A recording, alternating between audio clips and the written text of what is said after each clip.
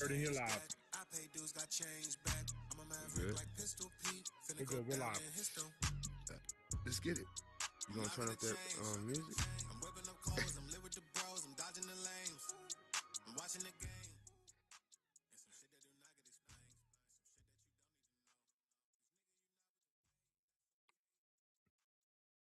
We're gonna run through this. Let's go. Well, we're gonna start the show now. I know it's a lot of things going on in the metaverse, but we're gonna get this thing popping. Again, my name is Burden the Proof. I want to say good evening to everybody and thank you guys for coming through and spending some time with us this evening. Um, a couple of things before we touch on what I wanted to touch on in regards to the guest speaker today. Miss Joy Rain had a birthday party yesterday.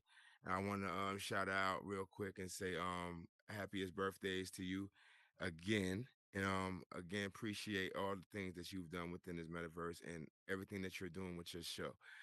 Joy in the morning. Again, her and her husband have been instrumental in a lot of things that I've continued to push for within this metaverse, and has been very, very good friends of mine along the way of everything that I've been engaged in regards to this space. So I want to say again, happiest birthdays to her. Sadie was here earlier, but she had to handle some things with her Mastercard collaboration. But also, I wanted to highlight her new build. She put together rock and roll and tonic build, if you will. I wanted her to come through to talk about it and things like that. But again, she's doing her thing within this metaverse. So I wanted to say shout out to her and congratulations on that collaboration with her and Vic. So without further ado, we're gonna just, I guess, just jump right into this. Today's episode, if you will, is in regards to life, if you will. I have a gentleman with me who has spent 24 years in the Air Force. In addition to being a behavioral life coach. Now, I don't even know what a behavioral life coach is or what the extent is. That's why I brought him up. He also opened up a discovery center for veterans within the metaverse. Actually, he's been doing it over there in art space for quite some time. He's came over here to Horizon World, and somehow he and I connected through Thunder Bills. Shout out Thunder for making that connection. But yeah, I got the call from him. He said, "Hey, this is a guy that you may want to meet," and we made a connection and things like that. So you know what I'm saying, we touched base with each other, and I said, "All right, well, cool. Let's make that connection." And it was a genuine connection. You know, he and I got together. We made plans to do some things, and he actually allowed me to host the grand opening of his facility. And hopefully I did a good job with my boy Westside. Westside was on the ones and twos and things like that. But just to show the type of collaboration that you can do within this space, you know what I'm saying? If people gave a damn, you dig what I'm saying? So, um, without further ado, if he stops spawning in and out, my guy, Meta Coach is gonna show up and talk to us for a little bit. So yeah, there he is. Sorry about that. Been technical difficulties. My headset been fading All in and good, out. all good, all Okay. good, all good. All So right. I'm good back, evening, I think. sir. Good evening. How you doing? How you doing? Man, I'm doing great. Doing great. Happy to be here. Awesome, awesome. Shoot, I mean, look here. You know how I am. I like to just jump into it and things like that. But we're gonna create this slow roast real quick, and talk to the people real quick. Before we even jump into what you've been doing in the metaverse, art space and things like that. I like to get, you know what I'm saying, some background information about you, if you will. So before the 25th, before the 24-year Air Force service, um, who was Meta Coach? Hey, medical grew up in California that was trying to find his way, and I graduated school with honors, so I did pretty school, and I actually started college, but I didn't have direction, so ended up to a recruiter who gave me some real what was You possible. popping? You Took like him up on it. you jumping in and out. You jumping in and out. You good? Let All me right. try and re-enter. Something's going wrong. Okay, cool.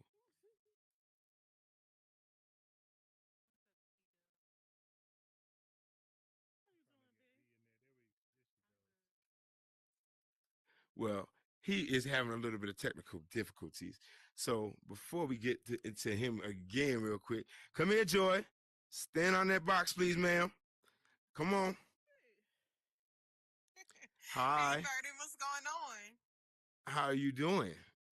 I'm doing well. How about yourself? Funny you popped in here right now. So I just got done saying, I want to wish Miss Joy Rain a happy birthday again. Oh, Um, thank you. you are welcome. You are welcome. How was the party? You was there. You should tell me. I'm just playing. It was great. It was amazing. I had a great time. Awesome. Awesome. I'm glad you did. I'm glad you did. So my question to you is, while you're on the spot right now, what can we look forward to from Joy in the Morning in the future, ma'am? What can we look forward to for Joy in the Morning in the future? Um, More things to help people become more joyful, optimistic, and yearning for positivity. Just Mm. the whole thing about completing the whole person.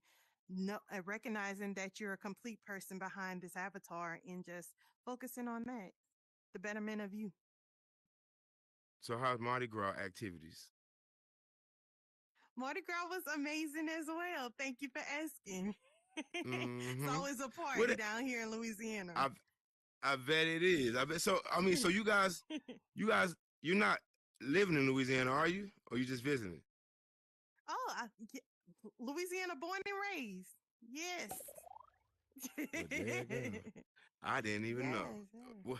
Well, well, I thank you, ma'am, for coming through, and I appreciate your friendship. And tell JD I said what's up, and um, Absolutely. Had to much. come out to support. Oh man, you already know. I greatly appreciate you all the time, And all the excuse me time. for being late. I was at the Women of Horizon Summit. I had to speak there, so I do apologize for being late. Don't even worry about it. Don't even worry about it. No, hey, look, you do All not have righty, to I'm back. apologize, man. Don't Yes, worry, don't sir. worry, don't worry. Thank you, ma'am. Hold up now. I want to real quick before we get to Meta Coach, we have a 52 hitter site in around here, and she look at her face. She gonna shake her head. Look at that. She gonna shake her head. Yes, you are. Yes, you are. Come here, ma'am. Can you jump on that box, please, real quick? Yes, you.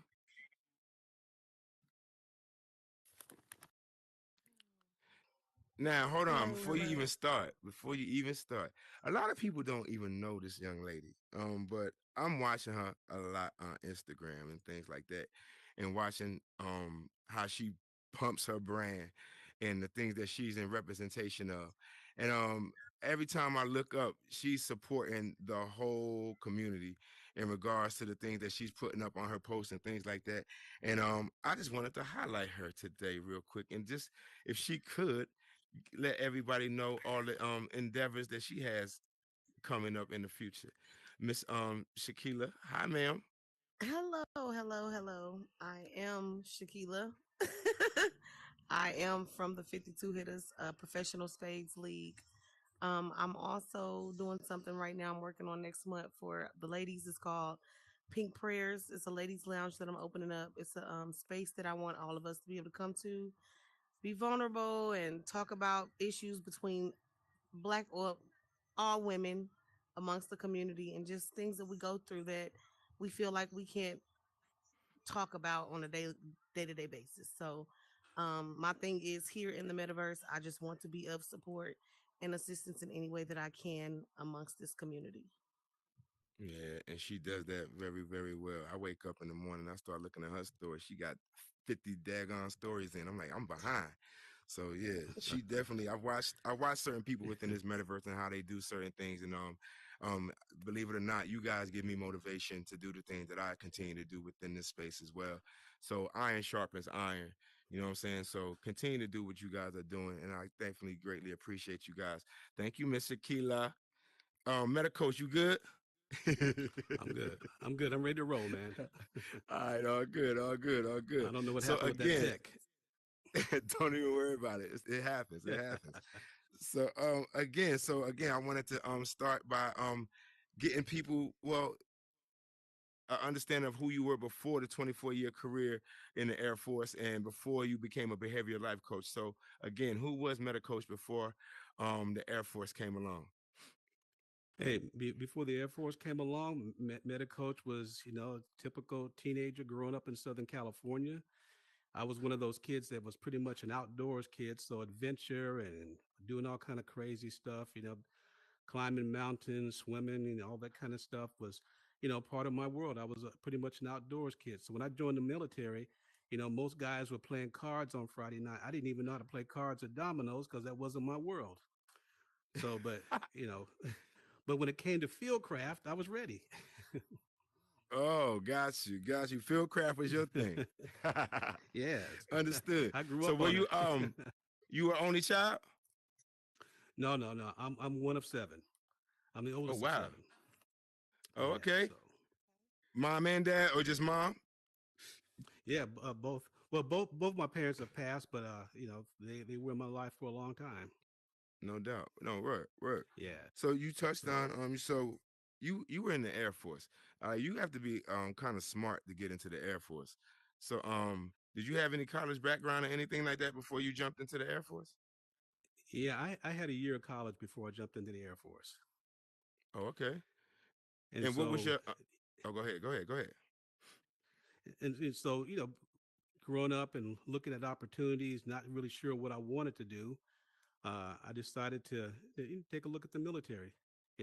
Right. They made some promises, and so I took them up on it.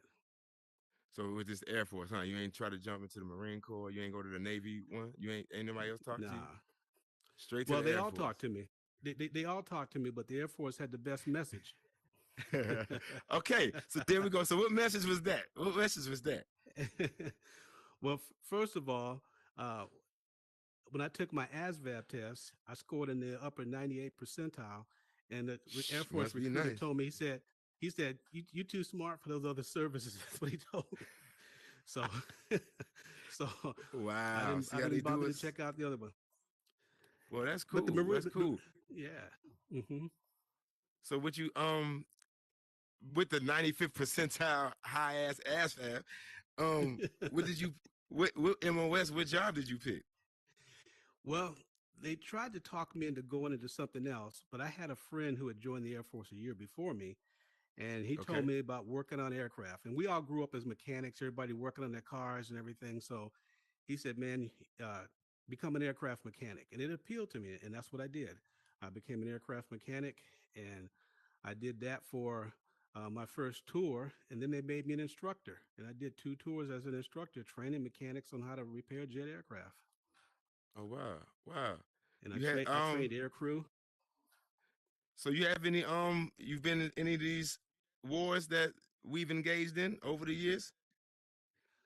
Yeah, I didn't go to the Middle East when we did Desert Storm and Desert Shield, but I was assigned to the Pentagon for telecom.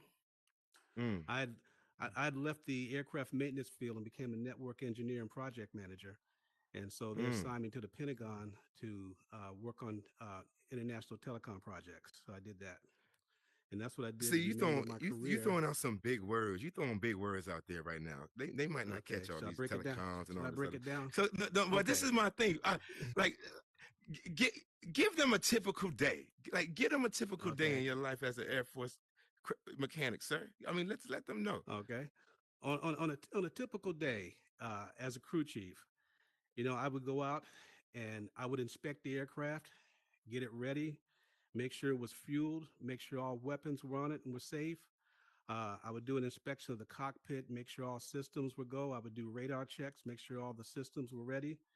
Um, get the aircraft ready for the air crew. Then when the air crew would come out, What kind of you know, aircraft is this, sir?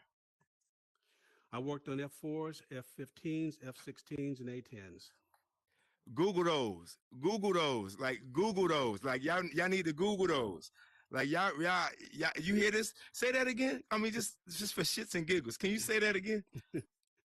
I worked on F4s, F-15s, F-16s, and A-10s. Yo, so you know those fire jets that be flying over the damn stadiums after the national anthem during the Super Bowl and stuff like that.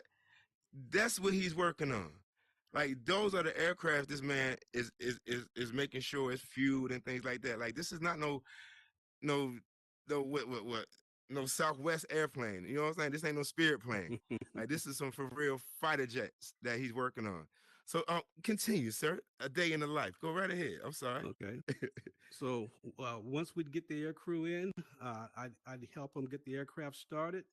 We call that the launch procedure. So while Mm. they're getting the engine started and going through systems check, I would be doing ground checks to make sure the aircraft had no leaks, make sure all weapon systems pins were pulled and all panels were buttoned up, and that the aircraft was secure and ready for takeoff.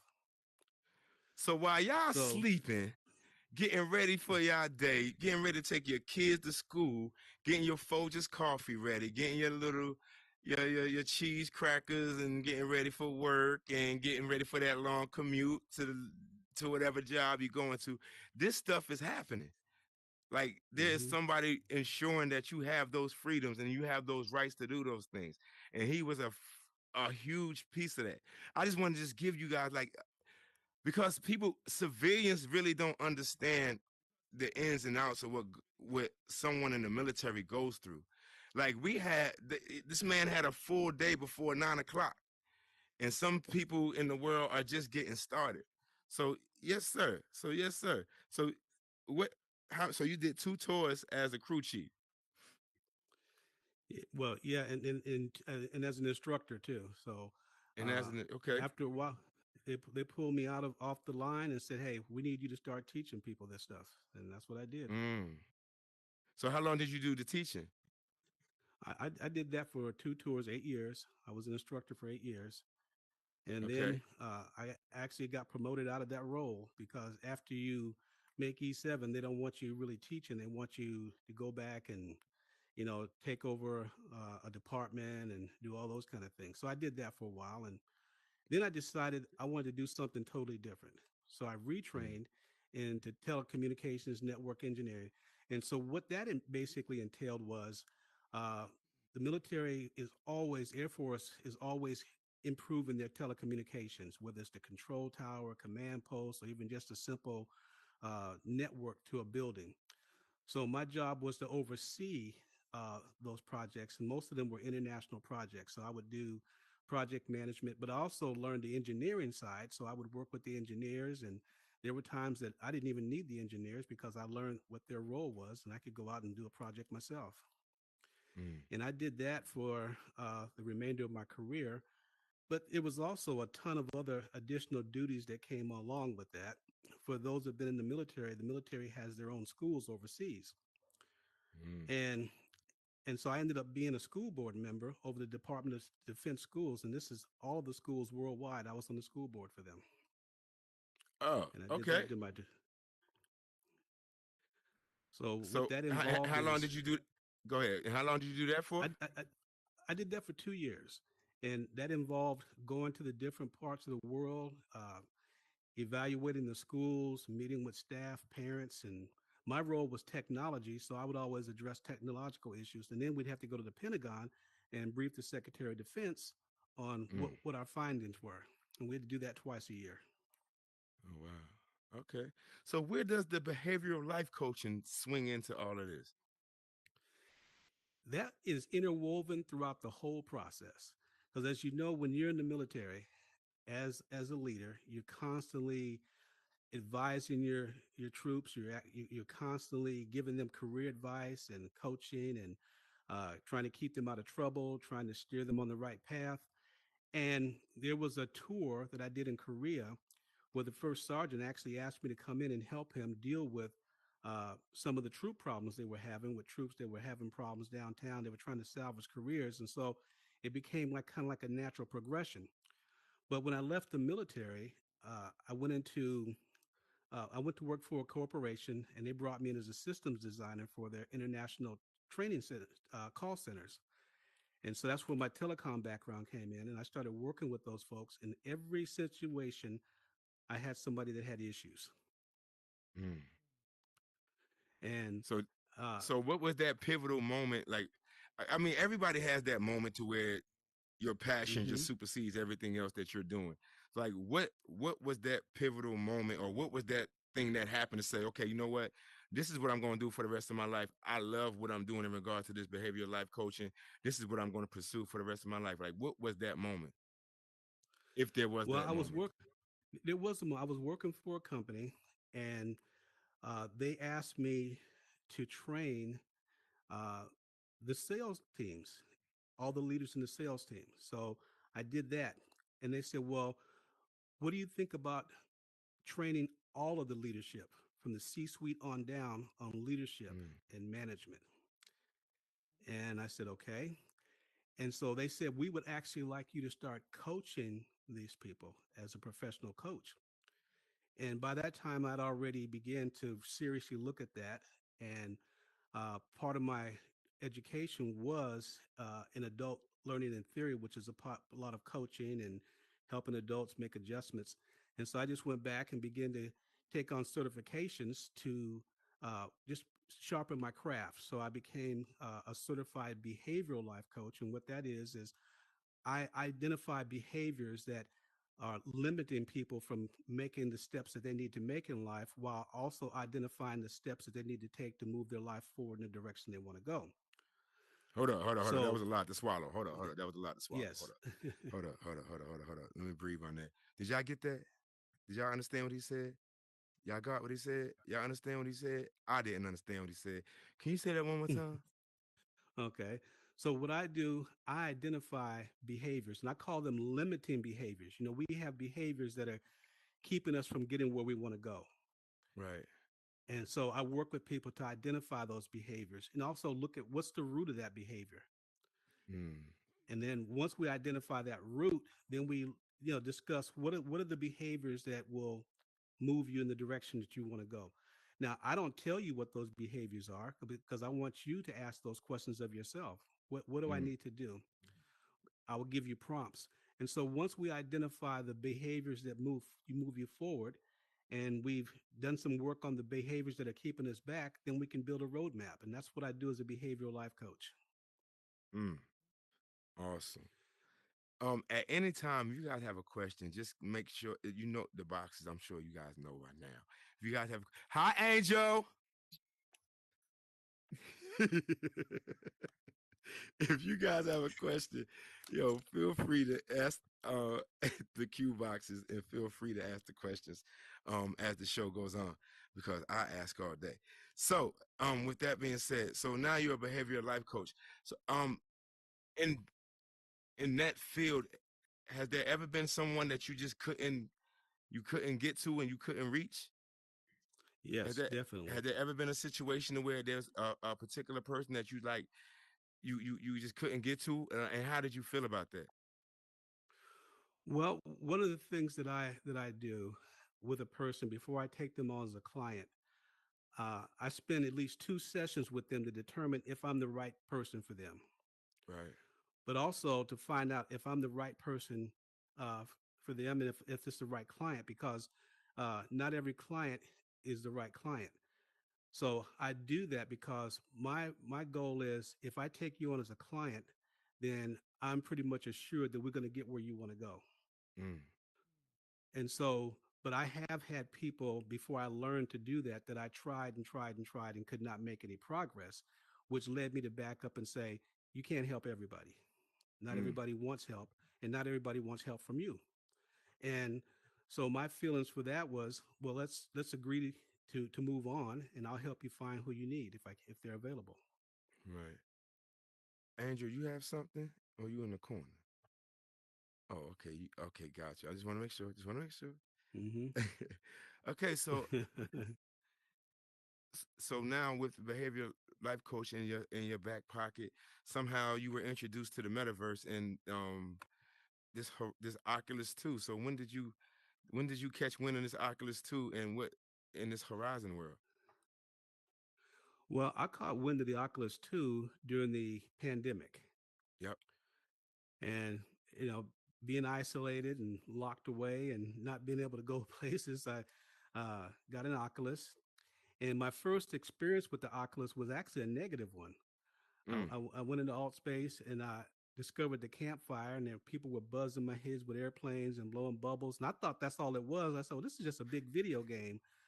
So I put the headset down for like about 3 months. Mm. And then one day I picked it up and I said, let me try this again. So I went into Altspace, which was all I knew. And I guess I looked puzzled and lost. And an individual took me under their wings and began to educate me to what's possible in the metaverse. And this Right. person was very patient. They coached me. They naturally used a lot of the things that I had been trained to do. And so I was very receptive to what they were doing. So they showed me what was possible. And I told them that I really want to do something with the skill set that I have. So they helped me set up a world. And my first class was dealing with emotional intelligence for success. And it was supposed to only be a 4-week course. And it ended up being a 10-week session because Mm. people wanted more and more and more and more. Wow. And Wow. so my coaching role was born after that. And then following that, I did a session called Rut to Rhythm, where I knew people were still struggling post pandemic. And so I began to identify those behaviors that were keeping people in a rut. And we began to talk about those and look at the behaviors that move people forward, and went through a series that was supposed to be 4 weeks and ended up being a 10-week class again. Okay, so I know I see you, Westside. Give me 1 second. I got you. Now Hmm. you said you were picking up on behaviors in which people begin that that put people in the rut. Um, what are the common behaviors that you saw that put people in the rut, if you will? Like, what are the common behaviors? Like, what were you used to seeing from these people that made it a common issue? Like, hey, to where you can identify certain things to where you knew when to make adjustments to create the success that you were looking for. Well, what I identified when I would hear people talking about not having a life beyond the Mm, metaverse, and this was their reality now. mm. And that kind of concerned me. I said, because if the power goes out, does your reality go out? Oh wow. And so I started to look at that and I said, well, this is a limiting behavior. Somewhere along the line, uh, people have chose to be here as opposed to be in both places. Mm, And and some people were in here because their life condition prevented them from exploring the greater world. right. So for those folks that I encountered, I wanted to encourage them to make the most of this, but also, keep a foot on the other side just in case possibilities do open up. So I saw a lot of that. I saw people having relationship issues in here where if somebody wasn't online, they were freaking out. Man, I wish I could hit a cartwheel off this stand right now for you saying that, but I'm not. I'm gonna remain in my seat. Um, say that again. I met people who Yo, were freaking out because somebody, wasn't online, and yo, just the question, where are they at? They're supposed to be here, or yeah. they were in another world and didn't tell them. And I said, wow, okay, what's the connection here? You know And what? so those kind of Hold what the right. I'm looking around in this crowd and stuff like this. The everything happens for a reason. The people that are here need to be here, and I'm glad they're here. Go, continue, sir. I'm sorry. and so Yo. uh, I began to observe the behaviors and in these relationships, and I saw people falling out with one another. Mm, And I was trying to figure out what was the connection because being new to this, I'm saying we're avatars. Okay. Yes, they're real people behind the headsets, but they're getting to realize that people had connected through these yes. avatars, and they Yes. had connected and built realities around this. Mm, And so that began to help me understand the connection that people were having, but also those people who were, losing it because somebody wasn't online or was in another world. Those were people I began to think they have some concerning issues, mm. you know, and so I began to identify those kind of things. Got you. Got you. Hold on. Mhm. Hold on for a minute, sir. West Side, what's up, man? Mhm. What's up, y'all? What's going on, Coach? Just had a quick question for you, man. So, Yes. and what I do, I work in corporate finance, and you keep saying Mhm. okay. And without giving too much, I see that there are people in position that work alongside me, but they, Mhm. for lack of a better term, I'm just be bluntly honest with you. They have the position, but they really don't know anything about leadership. Mm. Without Right. me saying that bluntly to their face, how could I suggest to upper level management of bringing somebody of the likes of yourself without throwing anybody under the bus? Do you have any advice on that? Mm. Or do you think, Okay. maybe like, so what I was thinking was like having a, like a little meeting, but then instead of me hosting it, somebody else hosting it, bring somebody like a life coach in or a corporate coach to come in and kind of guide the meeting, and that way we can introduce the concept without Shit. putting West nobody Side else trying to on get blast. fired. So I'm trying to improve the so company, so that's all I'm trying to do. I'm trying to West so are improve you Side the trying to asking? get fired. I mean, it's bad. So It's like you got the position, yeah. but you don't really know what you're doing as far as leading, and they coming to me about it, distracting me from my work. So it's like So so are you asking a question around diversity, or are you asking a question around leadership? leadership, Okay. both. So here's something. Okay. I'm the only Yeah, black because guy I kind of heard that. Okay. Right. Well, and see, so I've encountered that more than I'd like to admit. And first of all, I'll tackle the first one. When you're dealing with incompetent leadership, Mm. that's like somebody sticking you in the eye with a needle, especially if they're trying to tell you what to do when they don't know any better. So what I have typically done and what I have coached people to do is to learn how to coach up. And one of the Mm. quickest ways to deal with that is when this person who is a superior to you in position, but lower than you in knowledge and ability, is to ask them questions. You know, make a suggestion on how I can improve what I'm doing. And you put them in a position now where they have to either step up or step down. And you're going to be able to tell real quick if they're trying to BS you, because if you know the work. right. And pulling them into a dialogue, because sometimes people are in those roles and they're scared. And that scare comes out with micromanagement and over control. Mm.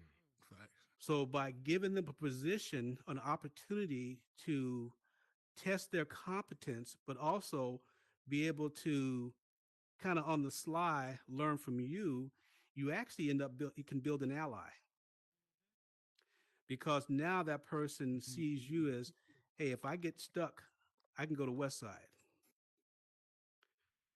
Mm.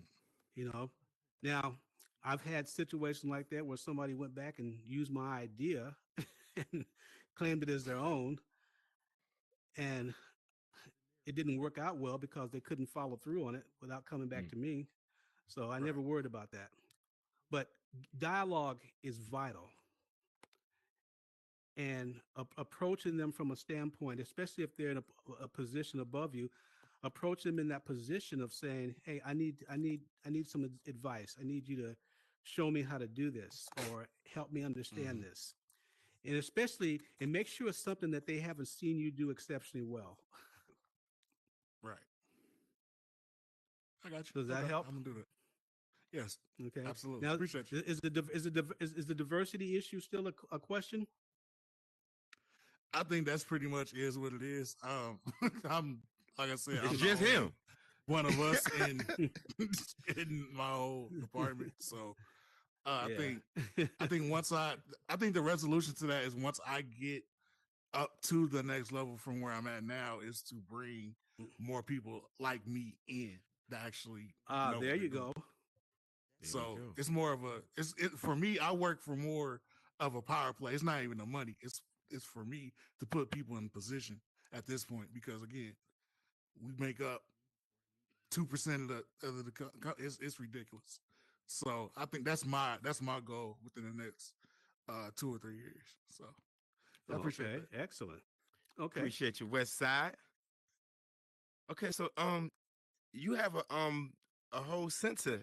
So okay, so you in our space doing your thing heavy, and hmm somebody just what tapped you on your shoulder and said you need to go to Horizon World. How did that do? How did that work? Well, yeah, a while back, I decided I wanted to expand over into Horizon World.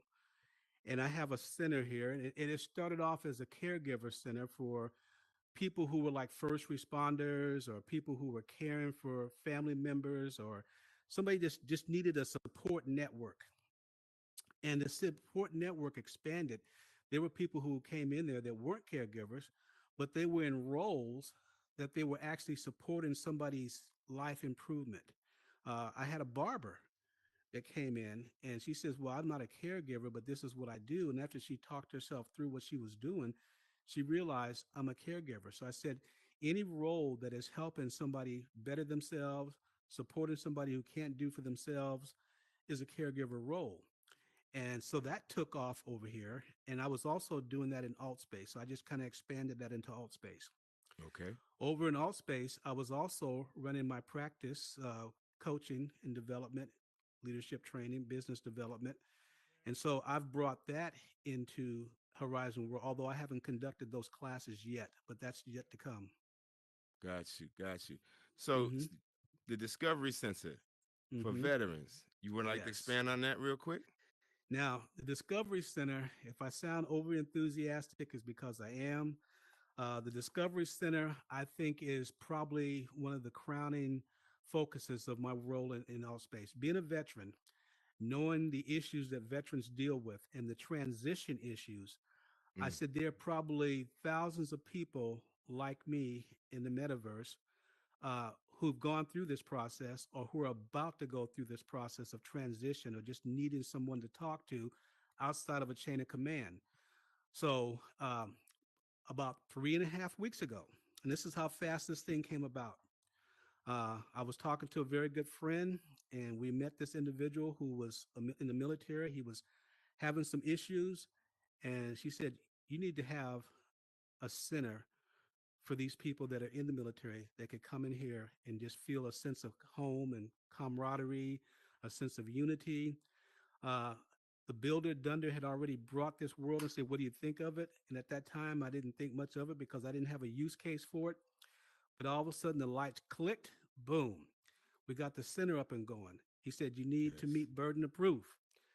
You know, he's connected with the military community, and everything just took off. Man, it was like a horse took off, and I'm trying to hold the reins and keep up with it. So I'm basically running behind this process now because it's taken off. Mm, And so what I want to do is provide a place for veterans to come in and just sit down and just take a load off, talk about issues that may be important to them. There's a resource board for them to find resources, but also just a place to come in the metaverse and say, hey, this is our place to kick it. right, right. Well, you okay? So you've done these things for the military as well. You had your first session. What? So you have sessions now Tuesdays and Thursdays for veterans, right? Yes. Mm-hmm.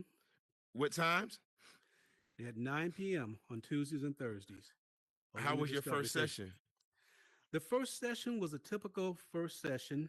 Um, Yup. I Mm-hmm. had one person come in who is actually supporting me. Well, actually, I had two people that come in that are supporting me. I didn't get a draw from the military community, which I'm Right. okay with that because Right. anything new takes time, and I understand how the metaverse works.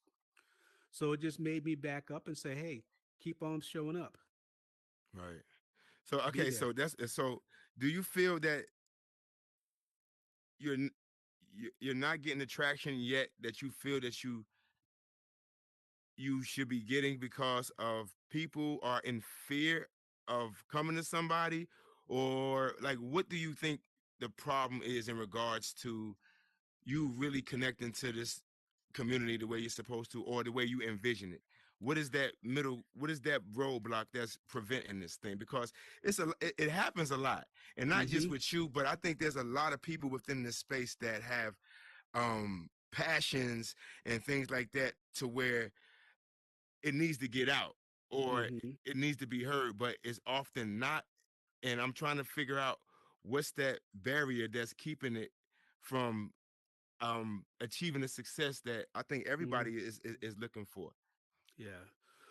I think first of all, it's going to be exposure. People getting to know me. I'm probably not well known in Right, Horizon World yet, right, and so I think as people get to know me and what I bring to the table, that's going to be a draw. I think people are hearing more about the center, so it's going to take some more marketing to get the word out there. I think once people actually start coming in to a session and seeing what it's about, the lights are going to go on. So I think it's one right. of those things where once people come in and experience it, it's going to take off. And that's the Awesome. experience I had over in Alt Space. Once people came in and saw what was going on, it was like, hey, can you give me more? Right. And Got that's you. my expectations here. Got you. Angel, angel, angel, angel, angel. I was wondering if she gonna get on that box. Yes, and she did.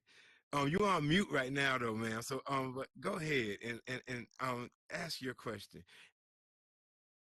I've done kept myself on mute about 6 times today, and I just keep talking, and nobody ever tells me until I'm like 3 paragraphs in. But okay. um, dang, and I just lost my train of thought.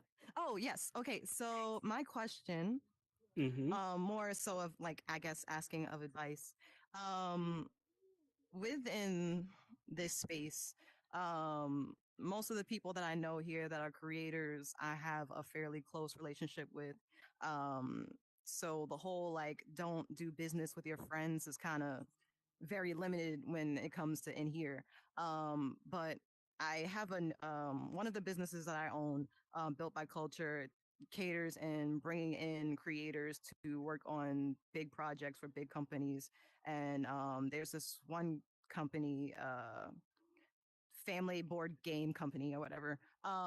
And this is something that's very, very, very big in terms of like financial compensation. And for me to bring on people into this, I need to know that they're completely serious. So, what would your advice be on, I guess, a vetting process of who to bring in, and so that one, this build is like very immersive and can be talked about for years and stuff like that, but also that I'm not stressing myself out because people aren't, their personal side is completely different from their business side, or maybe it's the same and I don't want it to be the same. I need their personal and their business to be separate. How do I Mm-hmm. go about that vetting process? Hmm, great Well, question. and yes, that's definitely a great question because that's a question that many people are going to be asking more and more as the metaverse becomes more prolific. One of the first